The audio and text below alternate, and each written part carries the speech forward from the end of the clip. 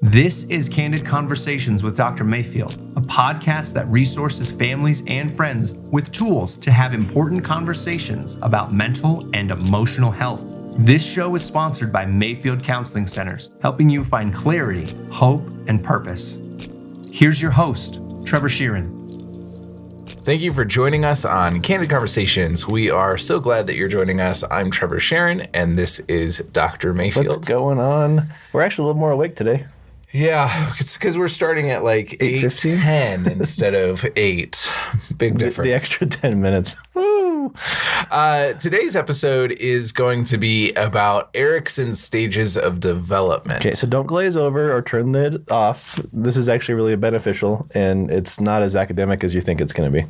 And the reason that I thought that it would be an important topic for us to cover is that this kind of gives a framework for the different challenges that we have to go through in order to develop as human beings.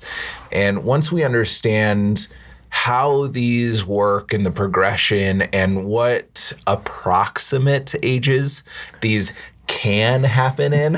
I love the preface there. It helps us to kind of understand like, oh, okay, so that's why my teenager is acting in this way, or that's why my middle schooler is really struggling in this way. So we hope that this kind of gives a little bit of context and some framework to see your kids differently. And don't take it to the bank either, because as you know, everybody's kid's different. So these are approximations, and they are also, I think, just milestones or things to be mindful of. But Erickson developed these, 50, 60 years ago, and things have changed. Yeah. But one of the reasons that we still talk about it in the counseling world is because in a lot of ways it makes sense. Well, nobody's come up with anything better. Yeah, nobody. Well, and I mean, same could probably be true about the theory of gravity. You know, nobody's come up with a better idea. Right. So, better explanation. You know. So, but I personally really like Erickson's because it helps me give language to things that I see and helps me to, one, have grace, because I've talked on this show before that as soon as I have more context for a behavior, it's easier for me to have grace for that. Yep. And so if I know the stage of development for a high schooler, kind of, maybe, it helps me to see it as like, oh, it makes sense that they would be struggling in this way because they're trying to develop that sense of identity. Well, it's funny because my wife and I, Sarah, and I were talking last night a little bit about this podcast as I was preparing for it, and she reminded me that as I was learning about this for the first time, my daughter was like 2-3 months old. Okay. Right. So I'm like, okay, you know, but we were joking a little bit because we're talking about you and Bree. Oh yeah. Going, next year or the year and a half, whenever you have kids, I'm not sure if this is going to hurt you or help you, but it'll be interesting to kind of watch. It will be interesting. Watch you guys. I'm sure this is going to be a downfall, but there's a part of me that really wants to film different things in my child's life of like, hey, my child does not have object permanency right now. Let me film the same activity twice, and now that they do, so I'm gonna film it again. So are you going to be like Leonard's mom on Big Bang Theory? Yeah, probably. Yeah. Okay. Probably. Just, I'll admit to it. Just all the. My life was a research project. Right. Yes. But back to the topic.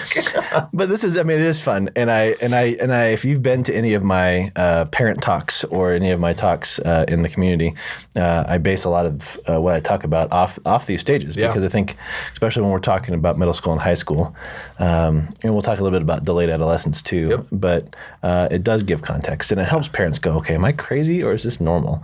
And when we find out that it's normal, they're like, okay, this is good. So, why don't you give us an overview of the stages? Great. So we've got from birth to 12 months is trust, mistrust. And keep in mind, these dates for how old the age range is so broad. And so a lot of the times I like to think about it more in a way of these are the things that have to happen before the next stage. Right. And I will say, though, that the trust versus mistrust piece is highly foundational. Other ones are a little bit more debatable, but that's highly foundational. We'll talk about that in a little bit. We can talk about that. Autonomy versus shame and doubt is toddlers about 1 to 3 years. Initiative versus guilt. This is preschool children around 3 to 6. We've got industry versus inferiority, ages 6 to 12. Identity versus role confusion, 12 to 18. And again, that's a really important one we'll come back to. Yep. Intimacy versus isolation, 20s to early 40s. We get bigger in our age range. Generativity versus stagnation, about 40s to mid 60s. And then integrity versus despair is 60s to end of life.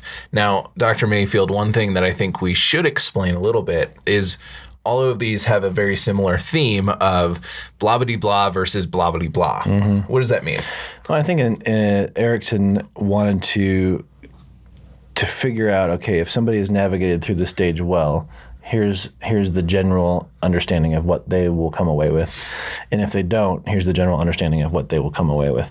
Now, again, very black and white in how we read this, not black and white in how they play out. No, not at all. And so I will say that, we stopped on 2. We stopped on trust versus mistrust, and then identity versus role confusion is kind of, at least in my work over the last 10 years or so, has seen that those are pretty big deals. But, we can, it's not we're going to have autonomy and we're not going to have shame and doubt, or we're going to have initiative and we're not going to have guilt. Right. I think, which one comes out stronger is something that we'll look at. And I think all of us counselors, we scale things. And so don't roll your eyes at us, but, on a scale of 1 to 10, and for autonomy versus shame and doubt, which we'll come to in a minute, maybe you're a 7 on the scale of autonomy, but you have like a 4 of shame and doubt. Well, and here's a question too that I've heard talked about every once in a while, and I want to talk about here as well, that if you do not quote unquote succeed in a stage of development, you cannot proceed to the next stage. Can you speak to that? I disagree with that, actually, and I'm sure I'll have people listening to this that are going to throw stones at me, but I don't think it's that clear cut. Right? I mean, you're going to get older, right? You're not going to be 12 months old for the rest of your life. Right. You're going to make it to 1 to 3, and so, but I think the big one is if you don't hit the trust, what we see, the trust versus mistrust, if that's not done well, it does screw up quite a bit. Yeah. And we'll talk about attachment. We'll talk about reactive attachment. We'll talk about adoption. We'll talk about those kinds of things that can disrupt that. But if the attachment disruption in the birth to 12 months is not, it's there, but is not a super huge rift, you can come back and I came back in identity versus role confusion stage and healed that piece of me. But no, I think that speaks to something really important. Yeah. You can move through the other stages if one hasn't been quote unquote succeeded or whatever. But I do think that it's important to realize that each layer of development is building on top of each other. Yeah. And so if we're not developing, we've already established trust, mistrust, foundational stage. We don't understand. I mean, we don't realize until recently that the first 48 hours of a child's life is crucial for this stage. Right. Skin on skin contact, eye to eye, the scent, the chemical connections between parents, the skin on skin contact that does with the oxytocin, which is the cuddle hormone, which creates attachment, all those kinds of things. And so for like myself, self-disclosure, like I was, 7 weeks premature, and so didn't have that, right? Had a great family life, obviously normal struggles and that kind of stuff. But that void hindered some of my development. Yeah. Right. And thus my 12-year-old 6th grade, meltdown. Yeah. So I think that has a big deal. But for kids that have been, they're in the adoption system and that kind of stuff, or the foster to adopt, even if they had some of that, there's still a layer of a foundational development that this provides. But we don't realize how important it is. Yeah. And I think that as you're talking, I'm realizing that a lot of these stages we go through multiple times. There's a time when we go through it and it's the primary point of development for that concept. But we're constantly going back to trust, mistrust, and autonomy versus shame, doubt. And I think that life as a whole is a practice of developing. It is not becoming developed. Well, it's cyclical, right? You get married. Well, you're going to start trust versus mistrust, right? And you're going to go, okay, autonomy versus shame and doubt. And I think you start a job, you're going to go try. So I think this can be applied to all different angles. But I don't want to assume that our listeners know what these words mean. Exactly. And so this idea, obviously, trust versus mistrust, it's pretty common to hopefully that one makes a little bit of sense. Makes sense. But this autonomy versus shame and doubt. So toddlers 1 to 3. Trevor, can you explain what autonomy is? Yeah, so autonomy is essentially being able to make your own choices, to do your own thing, to be your own person. And agency, autonomy, independence, all similar concepts. And so this idea of autonomy versus shame and doubt is, can I do this or can I not do this? Well, it's also, I think, the opinion.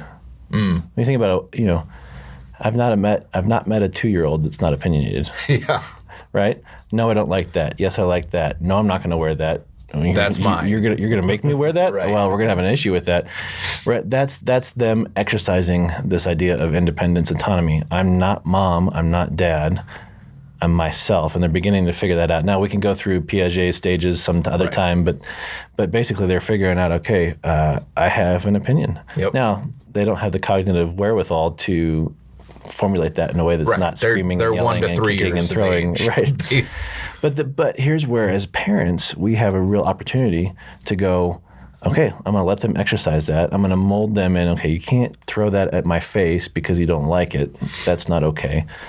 But thank you for telling me you don't like that. Yeah. But a lot of times that shame and doubt piece comes in when we think that they should be acting as teenagers and or as adults and having that cognitive wherewithal, and we shame them, we yell at them, we demean them, and that's where I think that breaks down that autonomy. And if you've ever maybe experienced that yourself, where you've voiced an opinion and somebody told you that was stupid, like you begin to question yourself. Yeah, and some insecurity can whelm up. So imagine that from a 1 to 3-year-old perspective. Right. Well, and I think that with this stage, let's go from a perspective of, let's say we do this really, really well. What does that look like? I think really, really well. Having our kid go through that stage, I think really, really well is allowing them to exercise their opinion. One of the things that we started doing with our girls is that we laid out 3 choices for clothing. So now I have autonomy to choose which of these 3 options is that false dichotomy or false trichotomy, I guess. Right, yeah. But it's, okay, here's your choices. Yeah. We lay out, here's your snack options. They can choose. Yep. So it's creating that choice, but then also them being able to voice their opinion. And so...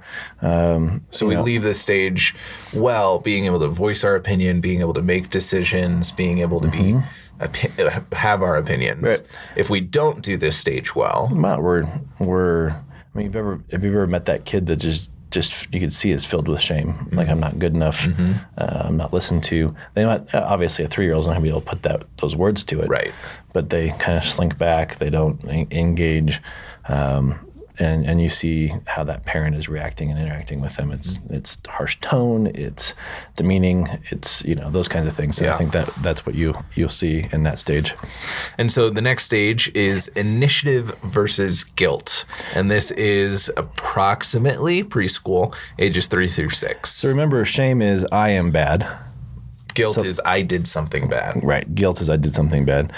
So and this is where I find initiative versus guilt. Actually, guilt can be a good thing in context.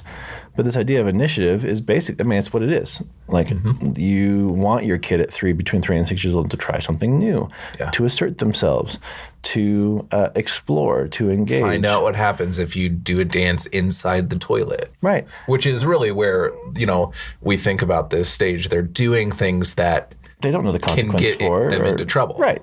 Well, like last night, I was out in the front driveway washing my cars, and my 5.5-year-old was out there. And at that, we live in a safe neighborhood, and they can play on the front yard, ride their bikes up and down the sidewalk, whatever they want. But I just said, please, I've told her, please don't throw rocks, right? And she looked at me and she goes, okay, yeah, I won't throw rocks. And she got in her own little world and she threw a rock. And I said, Ellie, please do not throw a rock. Okay. And then come around, and about a half hour later, a rock went past my foot. And I looked at her and I said, hey, what did Daddy ask? I didn't shame, I didn't guilt. I said, but I need you to go inside. You've lost the privilege of playing outside.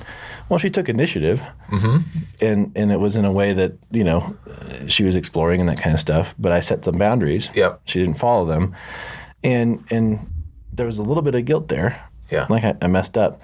Well, it was interesting, and this is where I was kind of proud of our parenting skills. She goes in, tells my wife, and she goes, okay, you need to respect what Daddy asked, and I'm sorry that that's happened. I know you want to be outside. And she looked at my wife and said, can I go apologize to Daddy? On her own. Yeah. So she comes out and apologizes. I'm like, okay, thank you. Yeah. And I said, if it happens again, we're done for the night. Well, and I think that speaks to, there's this idea that guilt will become shame with enough compounding in time. Oh, if I yelled and so in tone, if I, said you're lost privilege of playing outside for the rest of the week, rest of your life, never again. And I think what I see in that story is that she showed initiative of trying new things. And then there was a bit of guilt, which is a reinforcement of a behavior and going inside, but then the initiative of, I'm going to get over this guilt, I'm going to work through this guilt, I'm going to process it by apologizing to my dad. Yep. And I think that shows a really excellent example of what this stage can look like. Sure. And even simplifying it more. Hey, 5-year-old, let me show you how to do laundry. Let's put it in. Here's the soap. We'll do it with you, pull it out, teach you how to fold your clothes. You fold your clothes, you put them away, right? There's some mastery of something like, oh, I have purpose. Yeah. And you can see already how these stages of development build off of each other. Imagine trying to show initiative when you have no sense of autonomy, or you're living out of shame and doubt. The next one is industry versus inferiority, and we're getting into the ones that I really like. These are my favorite ones. These are really interesting. So, industry versus inferiority.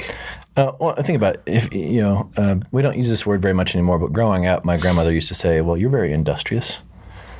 I'm like, oh. Okay, I don't know what that means. Right? But okay. Thank you, thanks, Grandma. But it's the understanding, it's the development of pride around things that we do. Yep. Right. So we find out, oh, I'm really my almost 11-year-old is a fantastic artist, and it was her mom and I encouraging her, and finally, she came out the other day and she goes, "Look at this. This is pretty good." Yeah. Right. That's the industry of going, I can do something really well. It's figuring out, okay, I'm good at sports. I'm good at school. I'm good at but in here, it's that growth mindset of, I want to learn more. I want to grow. I want to develop. Inferiority is kind of what I struggled with because I didn't go through the trust versus mistrust stage very well. And I felt inadequate, inferior, didn't measure up, but that was also compounded by being bullied and made fun of as well. This is a really important stage in that sense. Yeah. And I think the inferiority thing too, this can speak to a lot of empowerment of, are you empowered? Because it's not only can you do it, the autonomy aspect and the initiative, but it's... And I don't know if I like that word as much anymore. Inferiority? No, empowerment. Empowerment. I get what it means, but it doesn't capture... in my mind, doesn't capture fully what I think it should. There's an assumption that the person that you're trying to empower doesn't have power to begin with. And I'm like, so I get the empower. I don't know what, we got to figure out a different way, but I get it. I think, we want to help them find their voice and grow. But we also want to tap into the power that they already have. Right. And I think if we do this well, we can pull on that autonomy and that initiative. And not only can they do it, right, but they can do it well. Yes. And so I think part of that is, like my 11-year-old will do her laundry by herself. And she'll fold them, and not exactly the way Daddy would do it, but I'm not going to come back and correct it. Yeah, well, there are college students that don't even get that far. Right, so. right. But yeah, I'm not going to go back and correct it. She made her bed, and it's not as like how we, but it's okay, right? It's that creating that industry of, okay, I've accomplished something. I'm good at this, and as they get older, they'll go, oh, that's a little wonky. I'm going to go fix it. Well, and we've had my dad on this show before, and we've talked a little bit about what I'm about to talk about. So keep in mind that I love my dad, and we love you, fantastic. Love you. There are things in how he parented me that could have been improved, obviously, with all parents. Sure. One way was every Saturday we would have to do cleaning and different projects and work on the car and things like this. It was project day. And my dad, when I was younger, was very critical. And so it wasn't enough to just do it. We had to do it to his standard, which, one, pushing us to succeed in a way to do things excellently. Like, I get nothing that. wrong with that if it's done well. Yeah. But I don't know if it was done as well as it could have been, in that there were times when I felt so overwhelmed by the standard that was put on me that I didn't feel like I could ever measure up, and so I gave up. Right. And so in a lot of ways, I've had to press into my dad and on house projects that I would have done when I was younger, or car projects that I would have done when I was younger, and he invited me to do it. But I found ways to escape because I didn't like that pressure on me to be as good as he wanted me to be, or as I perceived that he wanted me to be. And so so I think there's a very subtle way that these can move too, that we may not even be able to realize until later on in life. What's what happens when you're the oldest? You're kind of the guinea pig. And, I definitely was. Your I'm younger sure. brothers are like, got it good now. And, I think my parents really nailed it around like the third kid, the fourth kid probably. Like, so we're realizing that we're probably at about 21 minutes or so on this episode. We should just keep on going, and we'll just do a 2-part. I think we're going to do a 2-part. So join us next week. We're going to get into some of the really, really meaty, fun stuff. Not that this hasn't been fun, but it gets more interesting and more, Existential? Existential in nature. So we hope that you join us next week. We will continue our conversation about Erickson's stages of development. Thank you for joining Candid Conversations. If you would like more information, you can email candid@mayfieldcounseling.com or call 719-452-4803.